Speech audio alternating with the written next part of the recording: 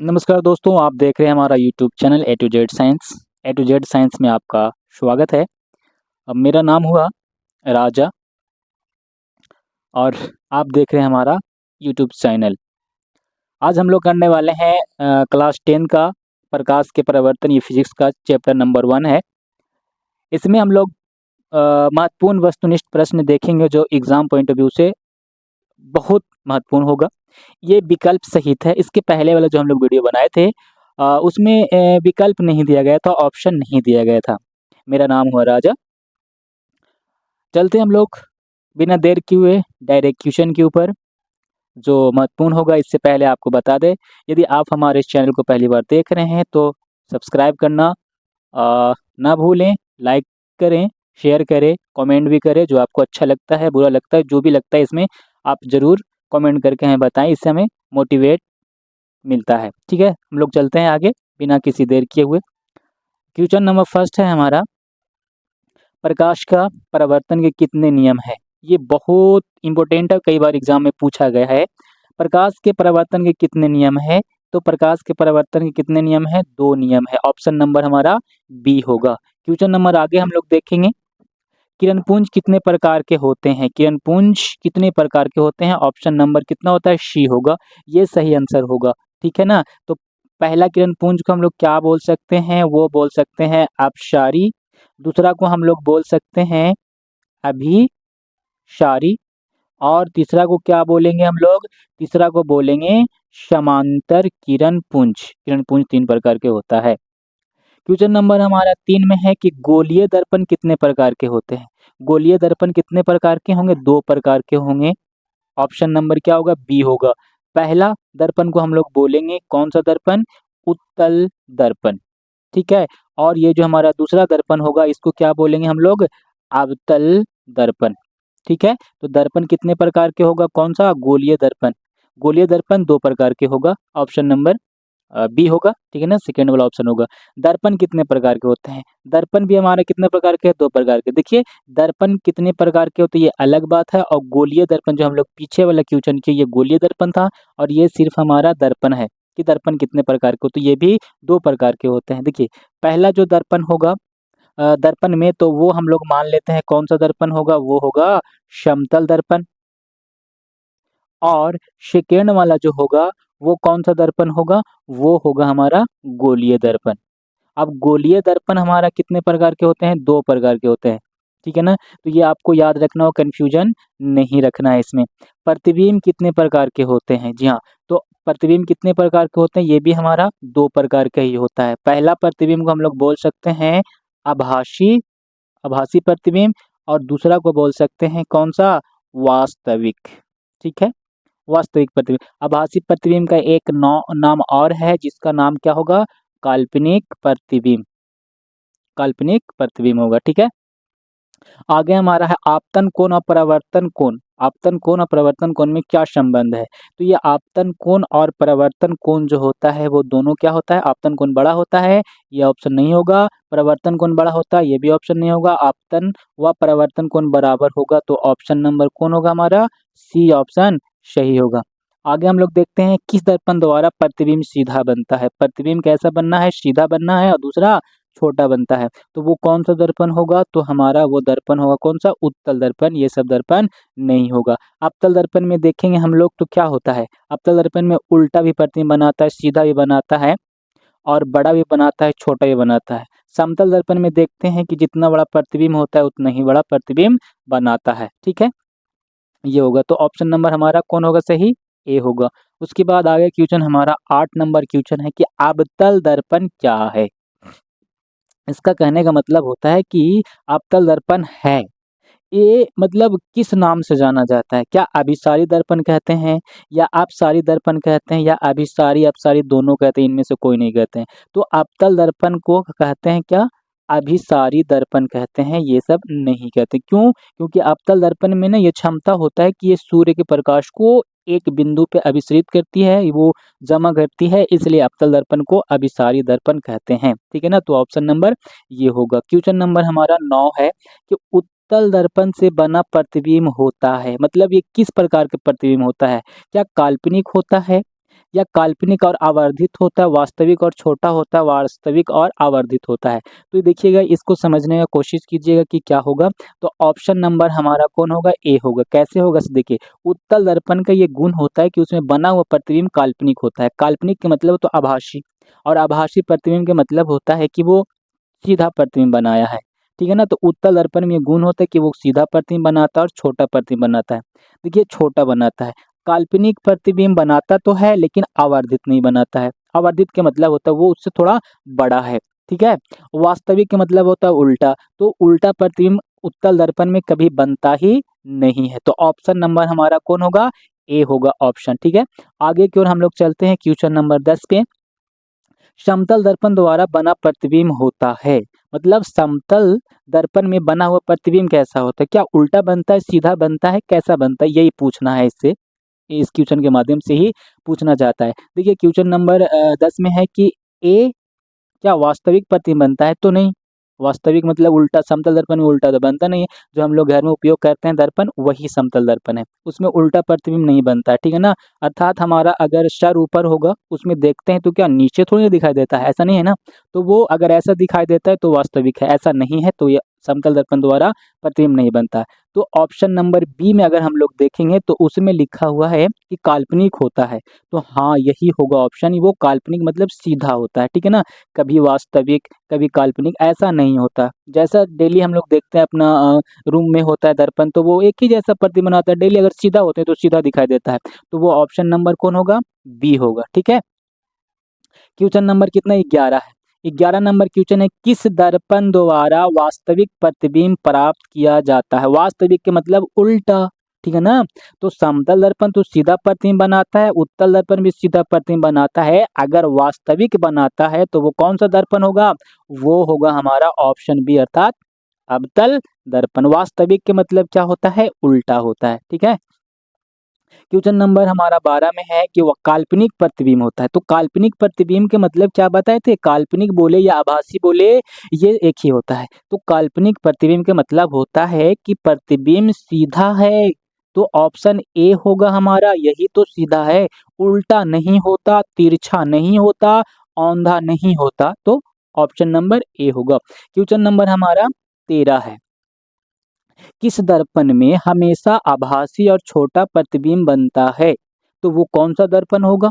ये तो उल्टा सीधा सब बनाता है। ये जो दर्पण है उल्टा बनाता है, सीधा बनाता है, बड़ा बनाता है, छोटा बनाता है। एकमात्र ये दर्पण है हमारा उत्तल दर्पण, जो आभासी बनाता है और छोटा बनाता है, सीधा बनाता है और छोटा बनाता है, ठीक है। क्वेश्चन नंबर हमारा 14 है। इसमें क्या बताता है? किस दर्पण में किसी वस्तु का आवर्धित प्रतिबिंब बनता है? आवर्धित का मतलब बड़ा। वो हमारा एकलौता दर्पण है। वो कौन सा दर्पण होगा? अवतल दर्पण होगा। उत्तल दर्पण में छोटा बनता है, समतल दर्पण में बराबर बनता है। अवतल दर्पण है ये ऐसा दर्पण है, ये ऑलराउंडर है। उल्टा बनाएगा, सीधा बनाएगा, बराबर बनाएगा, वस्तु से छोटा बनाएगा, ठीक है ना। ये याद रखिएगा, उत्तल दर्पण में सीधा बनेगा और छोटा ही बनेगा, ठीक है। तो ऑप्शन नंबर हमारा कौन होगा? ए होगा। आगे की ओर हम लोग चलते हैं तो क्वेश्चन नंबर 15 है। किस दर्पण की फोकस दूरी धनात्मक होती है? वो कौन सा दर्पण है जो फोकस मतलब धनात्मक होता है उसका, ठीक है। तो देखते हैं हम लोग दर्पण। ये हमारा दर्पण होता है कौन सा? अवतल दर्पण। ये हमारा ऐसा भी एक दर्पण होता है। ये कौन सा दर्पण होता है? हमारा उत्तल दर्पण है। अब यहाँ पे हम लोग चिन्ह परिपाटी के हिसाब से देखते हैं तो इधर वाला रेखा क्या होता है? प्लस की माइनस। तो आप प्लस होता है, आप जानते होंगे। अगर नहीं जानते हैं तो आप आज जान लीजिए कि इधर वाला जो रेखा होता है वो कैसा होगा? प्लस होगा, ठीक है। इधर वाला रेखा प्लस होता है, ऊपर वाला रेखा प्लस होता है, इधर वाला माइनस होता है, इधर वाला माइनस होता है, नीचे वाला भी माइनस होता है, ठीक है ना। तो ये इधर अगर कोई भी बिंदु रहेगा वो माइनस होगा। ये हमारा अवतल दर्पण है तो यहाँ पे कोई बिंदु होगा माइनस होगा, यहाँ पे कोई बिंदु होगा माइनस होगा। ये हमारा उत्तल दर्पण है तो ये इधर की ओर है ना। यहाँ पे हम लोग मापेंगे, ये इधर की ओर है उत्तल दर्पण में, और अवतल दर्पण में इधर की ओर, तो इधर माइनस होता है, इधर जाएंगे तो प्लस होता है, ठीक है। ये हम समझाना चाह रहे हैं। तो वो दर्पण चुनने की बात कर रहा है कि किस दर्पण में फोकस दूरी जो होता है वो धनात्मक होता है। तो कौन सा दर्पण होगा? तो अवतल दर्पण होगा, क्योंकि ये अवतल दर्पण है, ठीक है ना। अवतल दर्पण है। आगे के क्वेश्चन क्या है हमारा? 16। गोलीय दर्पण। गोलीय दर्पण के ध्रुव और फोकस की दूरी को क्या कहते हैं? मतलब गोलीय दर्पण जैसे 2 गो दर्पण होता है गोलीय दर्पण, या तो उत्तल लें या तो अवतल लें। तो मान लिया जाए कि हम ले लिए हैं अवतल, ठीक है? ये हमारा क्या होगा, यहाँ पे मान लेते हैं फोकस है, और ये वाला जो बिंदु है इसको हम लोग मान लेते हैं ध्रुव। तो कह रहा है कि ध्रुव और फोकस माने यहाँ से लेकर के यहाँ तक की दूरी, ये कौन-सा दूरी कहलाता है? क्या नाम देंगे इसको? इस दूरी का नाम क्या है? याद रखिएगा, तो इस दूरी का जो नाम होगा, क्या वक्रता त्रिज्या होगा? नहीं। वक्रता केंद्र होगा? नहीं। फोकस बिंदु होगा? तो नहीं। वो आंसर होगा कौन? डी होगा, ऑप्शन डी, ठीक है। आगे हम लोग देखेंगे क्वेश्चन नंबर कितना है, 17 है। हजामत बनाने में किसका उपयोग होता है? मतलब जो हम लोग बाल बनाते हैं वो उस बाल बनाते समय किस दर्पण का उपयोग किया जाता है? तो नॉर्मली हम लोग अगर गांव की बात करते हैं, हम लोग ग्रामीण क्षेत्र में अगर हैं तो वहाँ पे समतल दर्पण का उपयोग होता है। जो हम लोग सैलून में जाते हैं बाल कटवाने या हजामत दाढ़ी बनवाने, तो उसमें समतल दर्पण होता है। लेकिन अगर बड़े बड़े पार्लर की बात की जाए तो वहाँ पे ना कौन सा दर्पण होता है? लेंस तो हो ही नहीं सकता। उसके बाद अवतल लेंस, लेंस ये भी नहीं हो सकता। उत्तल दर्पण हो ही नहीं सकता, अवतल दर्पण होगा, ठीक है ना। क्यों अवतल दर्पण होगा? तो अवतल दर्पण जो होगा ना वो प्रतिबिंब बनाता है, कैसा? तो बड़ा प्रतिबिंब बनाता है, ठीक है ना। तो इसलिए हमारे बाल अगर छोटा रहेगा तो उसको बड़ा करके दिखाएगा देगा, तो आसानी से हम लोग कट कर सकते हैं कौन सा बड़ा छोटा बाल है। तो अर्थात हम लोग जो नॉर्मल जीवन में अपना उपयोग करते हैं गाँव में, वो समतल दर्पण होता है, ना कि अवतल दर्पण होता है, ठीक है ना। अगर हजामत बनाने की बात करेगा तो हम लोग कौन सा दर्पण उपयोग करेंगे? अवतल दर्पण, ठीक है। आगे की बात करते हैं कि सौर कुकर, सोलर कुकर में प्रयोग होता है। मतलब सोलर कुकर में कौन सा दर्पण का उपयोग होता है? तो ये होता है क्योंकि ये सूरज के प्रकाश को ना अभिसरित करता है, इसीलिए तो इसको अभिसारी दर्पण भी तो कहते हैं ना, अभिसारी दर्पण कहते हैं, ठीक है। आगे की ओर है हमारा, सर्च लाइट की परावर्तक सतह होती है। मतलब सर्च लाइट में परावर्तक सतह क्या होता है? तो याद रखिए कि सर्च लाइट जो होता है वो दर्पण का बना होता है। तो वो कौन सा दर्पण होता है? तो वो होता है कौन सा दर्पण? अवतल दर्पण। परावर्तक सतह होता है कौन सा, किस तरफ, मतलब वो दर्पण कौन सा होगा? तो हम लोग क्या बताएंगे? अवतल दर्पण होता है। अवतल दर्पण का बहुत सा उपयोग है ना। अवतल दर्पण का हजामत बनाने में उपयोग है। अवतल दर्पण का उपयोग दाढ़ी बनाने में, हजामत बनाने में, रोगियों को नाक, कान, गला इत्यादि को देखने में किया जाता है। अवतल दर्पण का उपयोग सौर भट्टियों में किया जाता है, सोलर कुकर में किया जाता है, बहुत सा उपयोग है, ठीक है ना। आगे की ओर क्वेश्चन हम लोग लेकर चलते हैं। क्वेश्चन नंबर 20 है, डॉक्टरी इलाज में किस दर्पण का व्यवहार किया जाता है? अभी तो बताए ना कौन सा दर्पण होगा, ये होगा। क्यों? क्योंकि अवतल दर्पण में क्षमता होता है कि प्रतिबिंब को क्या करके दिखाता है? बड़ा करके दिखाता है। डॉक्टरों को छोटे छोटे अगर नाक या कान या गला में कोई फुंसी, कोई घाव अगर होगा, आसानी से ना दिख रहा होगा, तो अवतल दर्पण का उपयोग करेगा। छोटा वस्तु को उसको बड़ा करके दिखा देगा, तो वो आसानी से डॉक्टर देख सकता है कि फुंसी है या कुछ और होगा। क्या फुंसी भी है तो क्या वो पूरी तरह से मतलब क्या बोलते हैं उसको, चीर-फाड़ ऐसा करने वाला है या नहीं है, इसलिए आसानी से उसको पहचान लेता है डॉक्टर, इसीलिए वो अवतल दर्पण का उपयोग करता है, ठीक है ना। आगे की ओर हम लोग चलते हैं। क्वेश्चन नंबर हमारा 21 है, एक अवतल दर्पण की फोकस दूरी 9 सेंटीमीटर है, तो वक्रता त्रिज्या क्या होगा?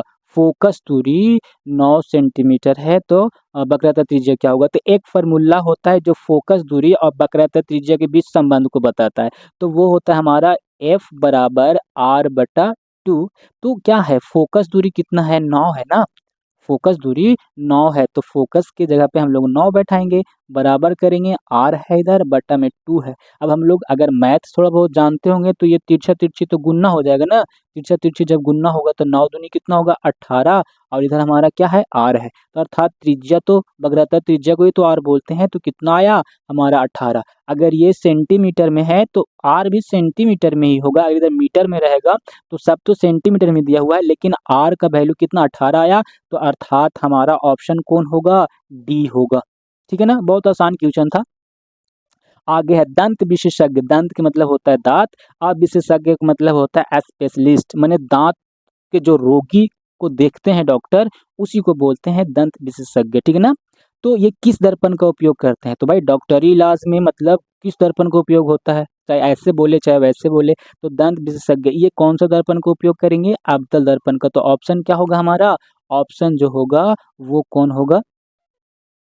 बी होगा, अवतल दर्पण होगा। उसके बाद हमारा आगे क्वेश्चन है 23 अर्थात 23 है कि गोलीय दर्पण के परावर्तक सतह की वृत्ताकार सीमा रेखा का व्यास क्या कहलाता है।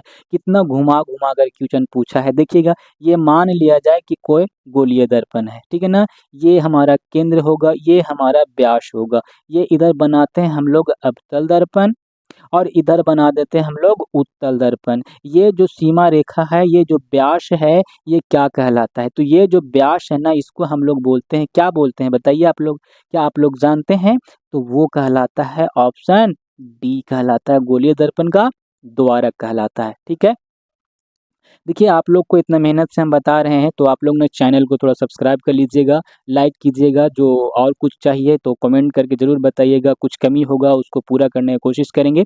तो क्वेश्चन नंबर हमारा 24 है, उत्तल दर्पण की फोकस दूरी है जिसकी वक्रता त्रिज्या 32 सेंटीमीटर है। मतलब ये कहने का मतलब होगा कि उत्तल दर्पण की फोकस दूरी है, कौन है, जिसकी वक्रता त्रिज्या क्या होगा, 32 सेंटीमीटर होगा। अर्थात आर बराबर कितना दिया है, 32 सेंटीमीटर दिया है, और आर बराबर कितना दिया है, 32 सेंटीमीटर। तो एफ का वैल्यू निकालना है, ठीक है ना। एफ का वैल्यू क्या होगा, ठीक है। अब देखिएगा यहाँ पे, तो हम लोग जानते हैं कि एफ बराबर होता है आर बटा 2। अब यहाँ पे आर का वैल्यू कितना बैठाएंगे हम लोग, 32 बैठाएंगे, और यहाँ पे बटा में 2 है। आगे की ओर चलेंगे हम लोग, तो ये कट जाएगा ना, 16 बार में 2 16 32 होता है, अर्थात 16 दूनी 32, तो 16। एफ बराबर कितना आया, 16 आया। तो आंसर हमारा कौन होगा, 16 होगा। अब यहाँ पे ऑप्शन में 2 16 है, एक प्लस में एक माइनस में है। तो इसके पहले एक कॉन्सेप्ट आपको याद रखना होगा कि ये जो उत्तल दर्पण है ना, कि जहाँ पे भी अगर उत्तल दर्पण की बात करेगा, अगर फोकस की बात करें तो प्लस होता है, वक्रता त्रिज्या की बात करें तो ये भी क्या होता है, प्लस होता है। तो इसका जो आंसर आएगा वो भी क्या आएगा, प्लस में ही आएगा। ठीक है, तो आप बता सकते हैं ना कि उत्तल दर्पण की फोकस दूरी प्लस में लेके माइनस में, प्लस में होता है। तो आंसर क्या होगा हमारा, सी होगा, प्लस। ठीक है, आगे की ओर हम लोग लेकर चलते हैं। क्वेश्चन क्या है 25 नंबर, कि गोलीय दर्पण का परावर्तक पृष्ठ वक्रित हो सकता है अंदर की ओर, बाहर की ओर। ठीक है ना, तो गोलीय दर्पण का परावर्तक पृष्ठ वक्रित हो सकता है। तो जैसे गोलीय दर्पण है ये हमारा, तो ये अंदर की ओर भी होता है और क्या होता है, बाहर की ओर भी होता है। ठीक है ना, इसीलिए तो इसको अवतल दर्पण बोलते हैं, इसको उत्तल दर्पण बोलते हैं। ठीक है ना, तो अंदर या बाहर की ओर हो सकता है। ऑप्शन क्या होगा हमारा, सी होगा। क्वेश्चन नंबर हमारा 26 में आया है कि वह गोलीय दर्पण जो बाहर की ओर वक्रित होता है, जो बाहर की ओर पेंट किया हुआ रहता है, वो कौन सा दर्पण होगा। तो लो, ये अगर बाहर की ओर ऐसे ही तो है ना, ये और एक था ना हमारा, एक अंदर की था। तो बाहर वाला पूछ रहा है कि बाहर वाला वो कौन सा दर्पण होगा, तो बाहर वाला अवतल दर्पण होता है। ठीक है ना, तो ये कौन सा दर्पण, इसको हम लोग कहेंगे कि सर वो तो होगा हमारा अवतल दर्पण। क्वेश्चन नंबर हमारा 27 है कि वह गोलीय दर्पण जो अंदर की तरफ वक्रित रहता है, अंदर की तरफ लो ना, अभी फिर से तो बार बार इसको बनी बाहर की है, ये हमारा अंदर की है। तो अंदर वाला क्या होगा, उत्तल दर्पण तो होता है। तो ऑप्शन उत्तल खोज लो, तो ये हमारा ऑप्शन क्या है, बी है। कौन सा दर्पण होगा, उत्तल दर्पण होगा। क्वेश्चन नंबर क्या होगा हमारा आगे 28 में, देखते हैं। गोलीय दर्पण के परावर्तक पृष्ठ के केंद्र को दर्पण कहा जाता है।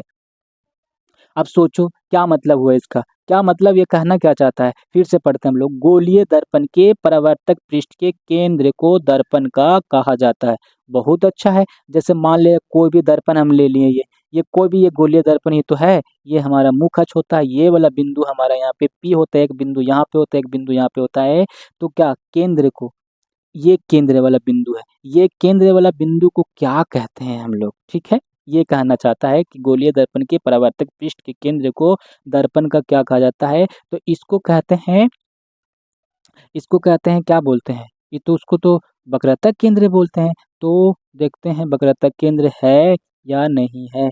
तो वक्रतक केंद्र तो है ही नहीं, परावर्तक पृष्ठ के केंद्र को नहीं है। ठीक है ना, अब फिर से क्वेश्चन को हम लोग पढ़ते हैं। ये क्वेश्चन थोड़ा सा कंफ्यूजन टाइप के लग रहा है, आप लोग घबराइए नहीं। क्या है, परावर्तक पृष्ठ के केंद्र को, बस आ गया समझ में। देखिए ये जो हमारा सतह है, ये परावर्तक पृष्ठ है, परावर्तक पृष्ठ है, इसका केंद्र कोई अर्थात इसके जो मध्य बिंदु होगा ये गोलीय दर्पण के परावर्तक सतह, ये परावर्तक सतह, इसका केंद्र को क्या कहते हैं? तो इसको तो हम लोग क्या बोलते हैं? पी बोलते हैं।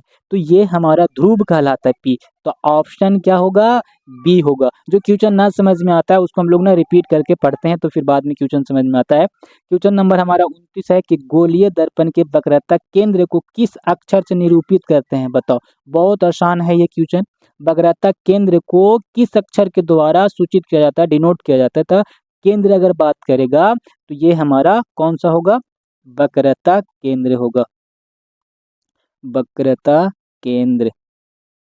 उसके बाद ये हमारा पी है तो ये क्या होगा? ध्रुव होगा। ठीक है, ध्रुव होगा। थोड़ा सा अच्छे से लिखेंगे हम लोग, ध्रुव होगा। उसके बाद ओ, ओ किससे सूचित करते हैं हम लोग?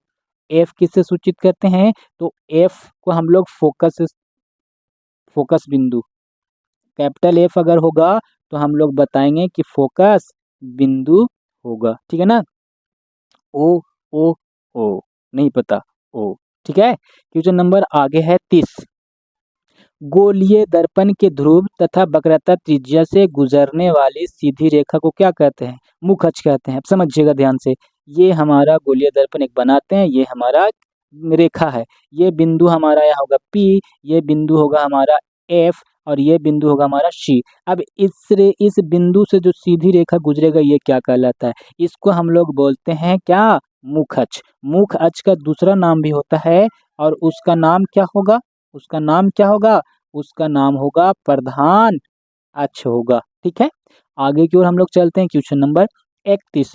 टॉर्च एवं वाहनों के अग्रदीप में किस दर्पण का उपयोग किया जाता है?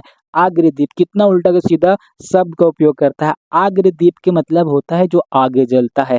देखो जैसे मान लीजिए ये हमारा कोई ऐसा करके इस तरह से गाड़ी है, अच्छा वाला गाड़ी है, और ये हमारा यहाँ पे इस तरह से आगे की ओर होता है लाइट ना, ये हमारा मान लीजिए चक्का वाला गाड़ी। ये जो इसमें जो लाइट का उपयोग किया जाता है इसमें कौन सा दर्पण का उपयोग होता है? ये होता है अग्रदीप। ठीक है ना? तो वो क्या होता है? कौन सा दर्पण उत्पन्न होगा? कौन सा दर्पण का उपयोग किए करेंगे हम लोग? तो वो दर्पण होगा हमारा अवतल दर्पण। ये सब दर्पण का उपयोग नहीं होगा। Question number 32।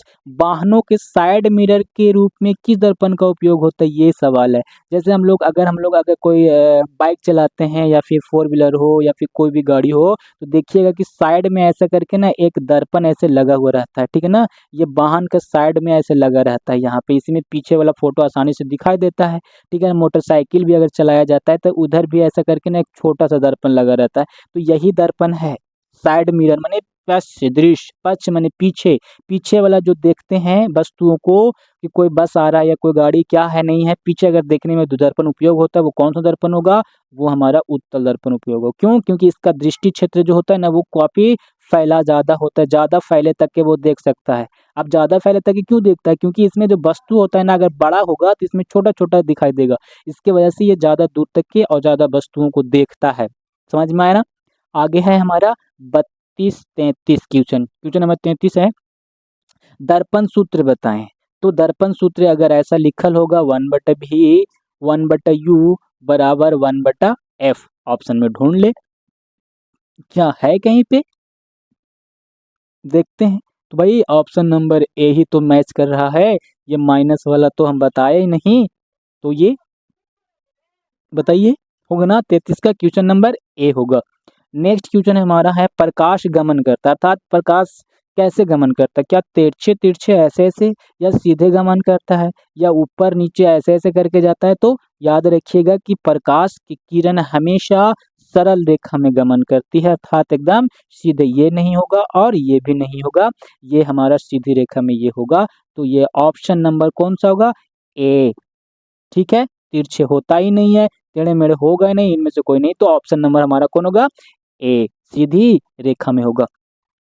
आगे है कि जिस वस्तु से प्रकाश निकलता है उसे क्या कहते हैं? तो जैसे मान लिया जाए कि एक हम लोग ना ऐसे करके ये संरचना बनाते हैं। किस चीज का संरचना है? आप हमें कमेंट करके जरूर बताइए। ये संरचना है, ठीक है ना? तो ये क्या है? इससे प्रकाश तो निकल रहा है ना, तो कौन सा वस्तु कहलाएगा? तो बोले सर इसको तो हम लोग मोमबत्ती कहते हैं। तो हाँ मोमबत्ती कहते हैं, लेकिन जिससे प्रकाश निकलता है उसको किस श्रेणी का वस्तु कहते हैं? तो उसको हम लोग बोलते हैं क्या?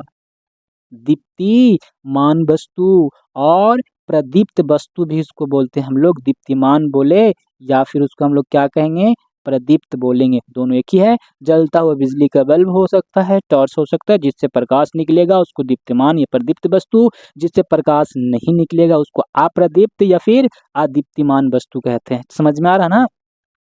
क्वेश्चन नंबर 36 है, प्रकाश की किरणों के समूह को कहते हैं। तो प्रकाश की किरण समूह को किरण पुंज कहते हैं, ठीक है ना। प्रकाश स्रोत कहते नहीं, प्रदीप्त कहते नहीं, प्रकीर्णन कहते नहीं, तो हम लोग क्या कहते हैं, किरण पुंज कहते हैं। ऑप्शन क्या होगा, बी होगा। उसके बाद क्वेश्चन है कि आवर्धन का एसआई मात्रक क्या होता है। भाई इसका एसआई मात्रक नहीं होता है, मात्रक विहीन।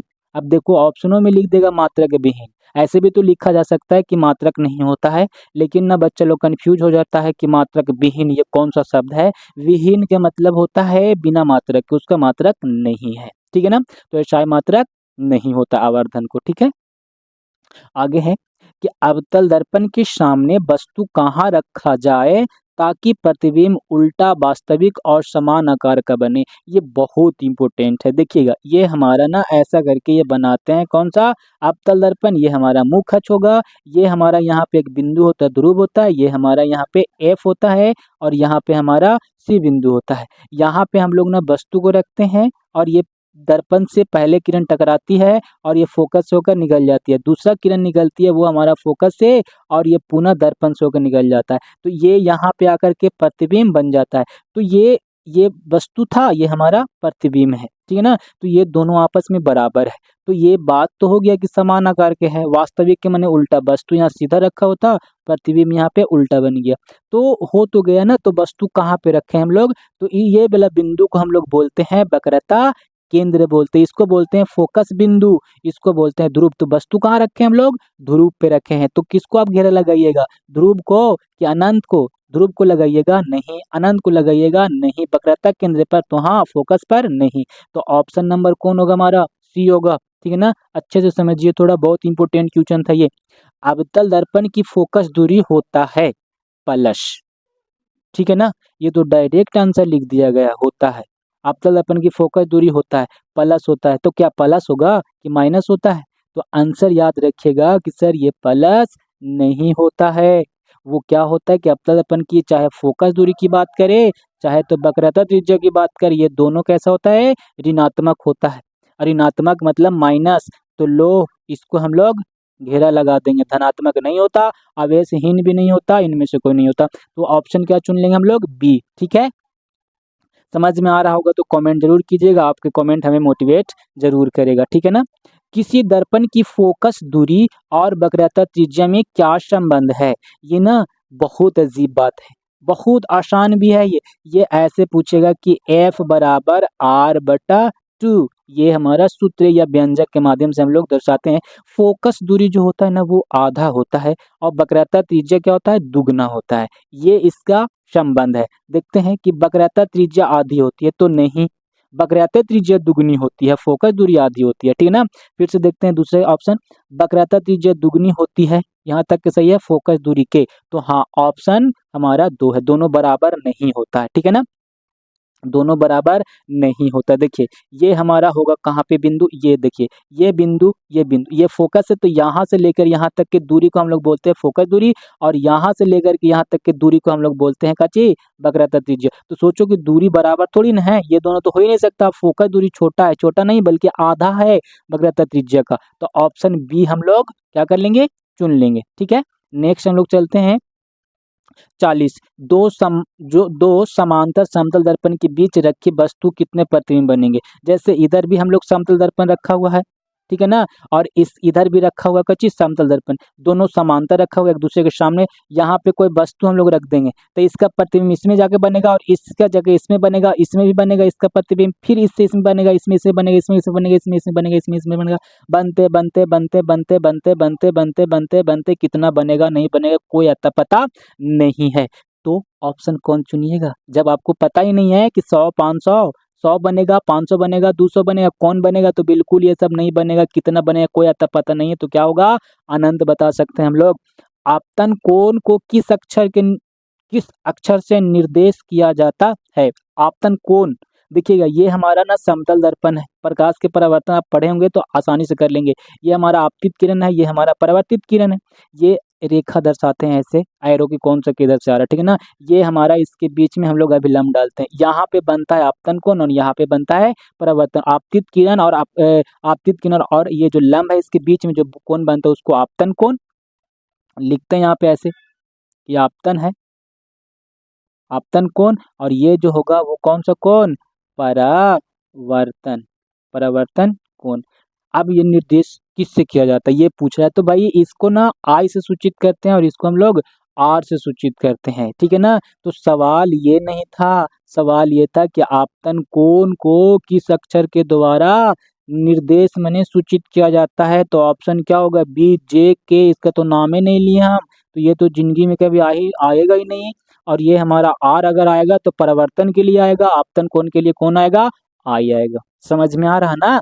आगे है कि जब प्रकाश किसी कण पर पड़कर चारों दिशाओं में फैल जाता है उस घटना को क्या कहते हैं। जैसे मान लिया कोई ये वस्तु है, ये कोई कण है, इस पे प्रकाश आकर के पड़ा, ठीक है ना, प्रकाश आकर टकराया और ये प्रकाश इससे ना चारों दिशा में क्या हो गया, फैल गया, इधर भी इधर भी इधर भी इधर भी इधर भी, चारों दिशा में। तो ये कौन सा घटना कहलाता है, तो ये घटना कहलाता है, प्रकाश के परावर्तन हो ही नहीं सकता, अपवर्तन भी नहीं होगा।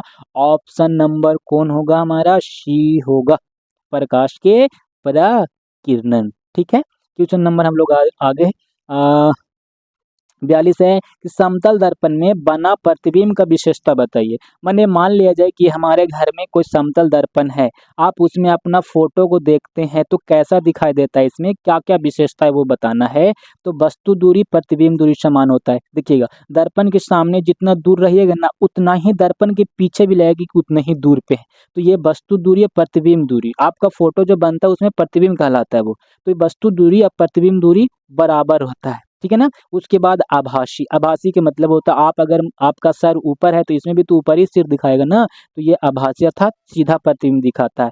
पार्श्विक रूप से उल्टा, आप पार्श्विक क्या होता है ये थोड़ा सा समझिएगा। जैसे देखिए आप दर्पण में जाकर देखेंगे और सामने ना अपना बाल अगर आप झाड़ते हैं तो आप देखिएगा दाहिना हाथ से अगर आप झाड़ेंगे तो दर्पण में ना बायां दिखाई देगा, या दर्पण के सामने जाकर के आप दाहिना हाथ से कुछ खाने का प्रयास कीजिएगा तो उसमें ना बायां दिखाई देगा, ठीक है ना। ये पार्श्विक कहलाता है, ठीक है। तो तीनों तो समतल दर्पण में, तो ऑप्शन होगा भाई तीनों हमारा तो कौन दिखाई सा गुण ऑप्शन ना, लीजिएगा तो आप। इनमें तो से क्या हो, ऑप्शन हम लोग लेंगे डी होगा, इनमें से सभी होगा, ये सभी ऑप्शन ना होगा, इनमें से सभी होगा। तो ऑप्शन डी करेंगे आप। हमारा 43 नंबर क्वेश्चन है, 43 नंबर क्वेश्चन में कोई क्वेश्चन ही नहीं है तो आप अपने, हम आपको एक क्वेश्चन देते हैं अपने मन से जो आपको कमेंट में करना होगा। वो कौन सा क्वेश्चन दें हम, तो वो क्वेश्चन होगा, कौन सा क्वेश्चन है, बहुत आसान क्वेश्चन देंगे हम आपको जो आप आसानी से कमेंट कीजिएगा ज़रूर। तो लो सिनेमा घरों में किस प्रतिबिंब का चलो इससे ये क्वेश्चन को हम लोग छोड़ते हैं, कुछ आसान क्वेश्चन देते हैं हम। वो ये लिखो कि अब आवर्धन जो सूत्र होता है वो दो सूत्र लिखना, आवर्धन को एम से हम लोग दर्शाते हैं और दो सूत्र लिखना है कि आवर्धन बराबर दो सूत्र कौन कौन से होता है, ये कमेंट में आपको करना होगा। और देखते हैं आंसर आपका कैसे आता है, सही या गलत आता है। तो आज की वीडियो में इतना ही हम करते हैं और फिर से आप कमेंट जरूर करके बताइए कैसा लगा ये वीडियो, क्या आपके लिए उपयोगी था। लाइक कीजिएगा, सब्सक्राइब कीजिएगा एंड टेक केयर, बाय।